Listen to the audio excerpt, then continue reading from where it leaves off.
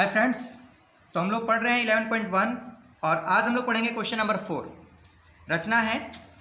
तो देखिए क्या दिया गया है कि आधार 8 सेंटीमीटर और ऊंचाई 4 सेंटीमीटर का एक समद्विबाहु त्रिभुज की रचना कीजिए और फिर एक अन्य त्रिभुज की रचना कीजिए जिसकी भुजाएं एक समद्विबाहु त्रिभुज के संगत भुजाओं का 1.1/2 गुनी है। मतलब 2 एकम 2, 2 और 1 3, 3 बटा में 2 गुनी है। ठीक है, तो देखिए सबसे पहले हम लोग क्या बनाएंगे, आधार और ऊंचाई दिया गया है। ठीक है, तो अर्थात आपको बेस दे दिया गया है। बेस कितना दिया गया है आपको, तो 8 सेंटीमीटर दी गई है और जो हाइट है वो कितनी दी गई है, तो 4 सेंटीमीटर दी गई है।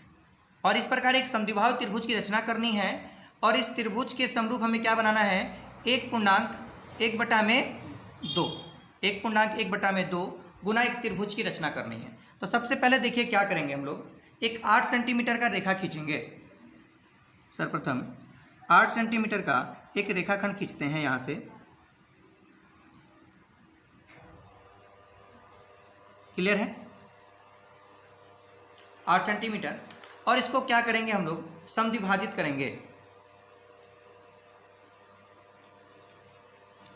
यहाँ से और यहाँ से एकदम समद्विभाजित कर देते हैं, नीचे की तरफ भी। ठीक, और इसको क्या कीजिए, देखिए समद्विभाजित करते समय आप लोग इस तरह से समद्विभाजित कीजिए, दोनों तरफ से आधा से ज़्यादा लेकर। क्लियर है एकदम। अब क्या देखिए, ये बीच हमें पॉइंट मिल गया है। ठीक है, अब हमको क्या करना है, इसका हाइट नापना है 4 सेंटीमीटर। ठीक है, 4 सेंटीमीटर देख लेते हैं, 4 सेंटीमीटर कितना पे आ रहा है। 4 सेंटीमीटर, देखिए ये 4 सेंटीमीटर हमें मिल गया एकदम। ठीक है, और ये एकदम करेक्ट आ रहा है। ठीक है, वो ये ऊपर नीचे भी हो सकता है, उससे कोई दिक्कत नहीं है। अब इनको क्या कीजिए, यहाँ से आप मिला दीजिए।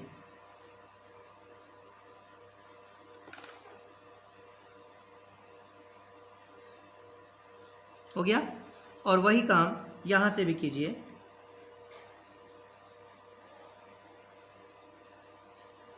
मिल गया। अब मिलने के बाद ये आप B मानिए, इसको C मानिए, इसको A बनाते हैं। ठीक है, और नीचे वाला हम लोग रेज कर देते हैं। ठीक है, ताकि हम लोग नीचे बना पाए। यहाँ से वही फिर न्यून कोण लेंगे।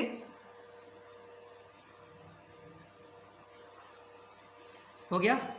अब इसको क्या करेंगे, हम लोग 3 बराबर भागों में बांटते हैं। 3 बराबर भागों में बांटेंगे। क्यों, तो 2 एकम 2, देखिए यहाँ से 2 एकम 2, 2 और 1 3, तो 3 बटा में 2। तो सबसे बड़ा क्या आ रहा है, तो 3 है। तो इसको 3 बराबर भागों में बांटेंगे। तो 1 बार, 2 बार और 3 बार। तो देखिए इसमें जो इसको हल करने पर आएगा 1.5 के लमसम में। इसका मतलब इसका त्रिभुज कहाँ बनेगा, बाहर की तरफ। इसलिए यहाँ पर हम लोग यहाँ नाम देने पर B1, B2, B3 और C बिंदु को हम किससे मिलाएंगे, जब भी बाहर बनता है तो हमेशा याद रखना छोटे वाले से हम लोग मिला देते हैं।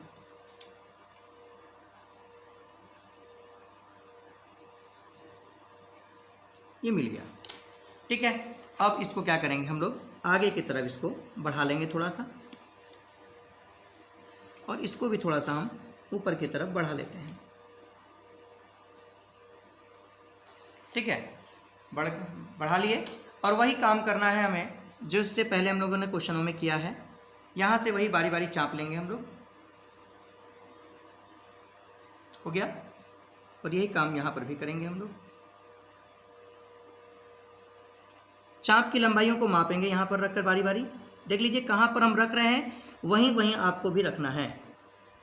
एकदम करेक्ट है। अब इसको क्या कीजिए, मिला लीजिए। ठीक है, यहाँ पर रख कर इसको हम लोग मिला लेंगे।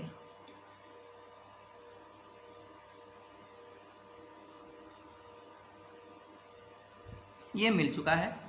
अब यही काम क्या है, जो नीचे हमने किया वही काम हमें ऊपर की तरफ भी करना है। ठीक है, तो यहाँ पर लेकर ये देखिए कट हो चुका है, और ये यहाँ पर भी रखकर एक कट कर देंगे। ठीक है, यही दूरी हम लोग नापेंगे यहाँ पर फिर से।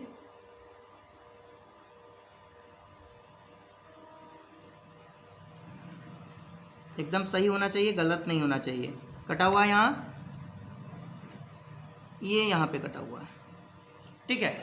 और फिर इसके बाद आप लोग इस बिंदु को क्या कीजिए, मिला दीजिए, और देखिए फिर आप लोग का रचना जो है वो एकदम तैयार हो जाएगा बनकर, ठीक है। और देखिए एकदम बराबर आ रहा है और ये भी एकदम बराबर आ रहा है।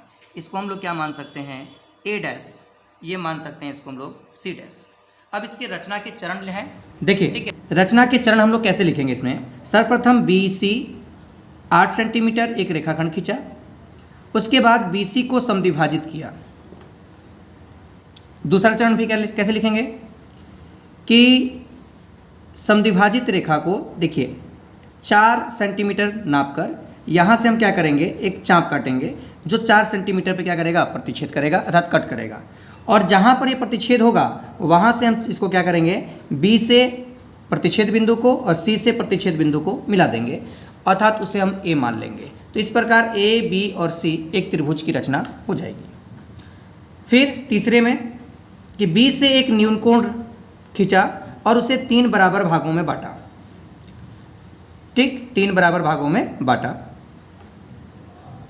उसके बाद B2 से C को मिलाया, B2 से C को मिलाया और B2 C के समानांतर B3 C डैश एक समानांतर रेखा खींचा। इसी प्रकार चौथा नंबर में लिखेंगे क्या कि A डैश नहीं, A डैश नहीं, केवल A और C के समानांतर A डैश और C डैश समानांतर रेखा खींचा। इस प्रकार हमें एक त्रिभुज प्राप्त होती है। क्या प्राप्त होती है भाई, तो त्रिभुज ए डैश, देखिए त्रिभुज ए डैश बी और सी डैश, जो त्रिभुज ए बी सी का 1.1/2 गुना